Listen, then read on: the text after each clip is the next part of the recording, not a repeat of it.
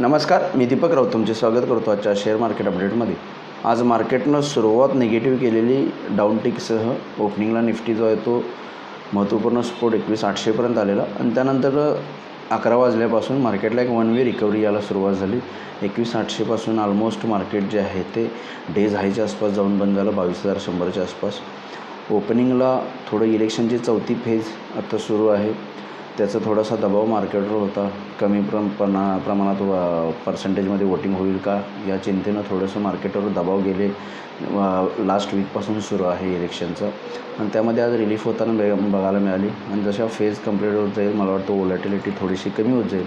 त्यामुळे आजच्या वोटिंगनुसार जवळपास 400 सीट्सवर वोटिंग कंप्लीट होते. त्यामुळे मार्केट बऱ्यापैकी क्लिअर असेसमेंट घेतं की किती सीट्सवर वोटिंग झालं आणि त्यात महत्त्वपूर्ण सीट्स कोणत्या स्टेट्समध्ये आहेत आणि जिथं BJP चान्सेस आहेत अशा पद्धतीचे असेसमेंट होईल मला वाटतं.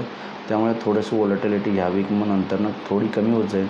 पुढच्या सोमवारी आणखी एक आहे फेज, त्याच्यामध्ये तर पूर्णच क्लॅरिटी येऊन जाईल असं वाटतं. त्यामुळे येणाऱ्या काळामध्ये मला वाटतं मार्केट थोडंसं वोलॅटिलिटी कमी होऊन काही समाव लेवलला स्टेबलाइज होईल असं वाटतं. त्यामुळे ओव्हरऑल आज सुरुवातीला दबाव बघायला मिळाला तासाभरामध्ये ओपनिंगच्या आणि त्यानंतरनं मात्र मार्केटमध्ये चांगली रिकव्हरी बघायला मिळाली, जी रिकव्हरी ऑलमोस्ट क्लोजिंगपर्यंत मेंटेन राहिली आणि डेज हायच्या आसपास जाऊन मार्केट बंद झालं 22,100च्या आसपास. पण ओव्हरऑल जे सपोर्ट लेवल्स होत्या त्या रिस्पेक्ट झालेल्या आपल्याला बघायला मिळतात. त्यामुळे या वीकमध्ये इव्हन नियर टर्म फ्युचरमध्ये आजचा जो लो आहे 21,800च्या आसपासचा तो खूप महत्त्वपूर्ण सपोर्ट म्हणून काम करेल. आता जोपर्यंत आपण 21,800च्या खाली जात नाही तोपर्यंत मला वाटतं मार्केट जे आहे ते फर्दर डिक्लाईन करेल असं वाटत नाही. आणि आपण जसं 22,000च्या वरती इंटॅक्ट आणि मेंटेन राहील मला वाटतं फर्दर आपण येऊ शकते जर आपण 22,000च्या वरती कंटिन्युअस मेंटेन राहिलो तर येणाऱ्या अपकमिंग 1-2 सेशन्समध्ये.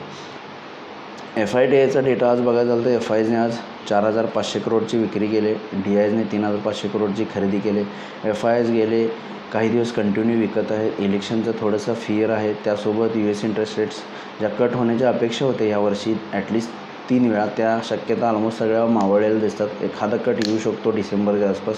त्यामुळे US मार्केट्समध्ये बॉन्ड यील्ड जे आहे ते कंटिन्यू हाय लेवलला मेंटेन असल्यामुळे मला वाटतं FIचं सेलिंग त्यासोबत इलेक्शनला घेऊन थोडीशी अनसर्टेनिटी, त्यामुळे मार्केटमध्ये FIचं सेलिंग आहे ते मला वाटतं FIचं सेलिंग 4 जून नंतरनं रिझल्ट नंतरनं कदाचित टर्न अराउंड होऊ शकतं. रिझल्ट लागल्यानंतरनं ते कदाचित बाय करू शकतात. तोपर्यंत थोडं सेलिंग प्रेशर राहील. पण DIS कंटिन्यूअस चांगलं बाय करायला. DISकडे SIP फ्लो रेकॉर्ड आहे, त्यामुळे रेकॉर्ड फ्लोच्या बेसिसवर DISकडून चांगलं बाईंग चाललं आणि ते फर्दर कंटिन्यू राहील असं वाटतं. उद्यासाठी आढावा घ्यायचा झालं ट्रेडिंगला 22,000 सपोर्ट आहे. आज जसं 22,000च्या वरती निफ्टी मेंटेन राहिला, फर्दर अपसाईड मोमेंटम 21,150-22,150पर्यंत आला. 22,000 एक स्ट्रॉंग सपोर्ट आहे. हायर लेवलला 22,200-250 एक स्ट्रॉंग रेजिस्टन्स झोन आहे. त्यामुळे निफ्टीसाठी उद्या क्लिअर कट लेवल लोअर लेवलला 22,000 स्ट्रॉंग सपोर्ट, हायर लेवलला 22,200-250 एक स्ट्रॉंग रेजिस्टन्स झोन आहे, ज्या रेंजमध्ये उद्या निफ्टी ट्रेड होईल असं वाटतं. किंवा बँक निफ्टीमध्ये सुद्धा जो महत्त्वपूर्ण रेजिस्टन्स होता 47,400 ते 500चा हा झोन तो क्रॉस करून बँक निफ्टी वर राहिला आहे. त्यामुळे मला वाटतं 47,500 एक स्ट्रॉंग सपोर्ट आहे उद्याच्या सेशनला. 48,000 एक स्ट्रॉंग रेजिस्टन्स झोन आहे जिथं पण बँक निफ्टी उद्या जाऊ शकतं. त्यामुळे बँक निफ्टीलाही clear cut level lower level 47,500 strong support, higher level 28,000 strong resistance आहे.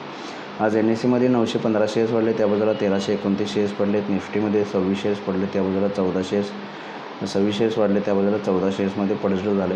NSEमध्ये अजूनही पडणाऱ्या शेअर्सची संख्या जास्त आहे, पण निफ्टीमध्ये थोडे वाढलेले शेअर जास्त आहेत. सेक्टर इंडिसाइजमध्ये सुद्धा बँक्स, IT, फार्मा आणि मेटलवर चांगली खरेदी बघायला मिळाली. ऑटो आणि ऑइल अँड गॅस सेक्टरवर थोडासा दबाव बघायला मिळाला. टाटा मोटर्सच्या रिझल्टनंतर टाटा मोटर्सच जवळपास 8 ते 9% स्टॉक तुटला. त्याच्या बेसिसवर ऑटो इंडेक्स थोडा अंडरपरफॉर्म करत राहिला. रिलायन्समुळे थोडंसं ऑइल अँड गॅस सेक्टर. उद्यासाठी ग्लोबल मार्केटचा आढावा घ्यायचा झाला तर युरोपियन मार्केट्स मायनस आहेत, 10 ते 20 पॉईंट मायनस आहेत, 20-30 पॉईंट मायनस आहेत एव्हाना.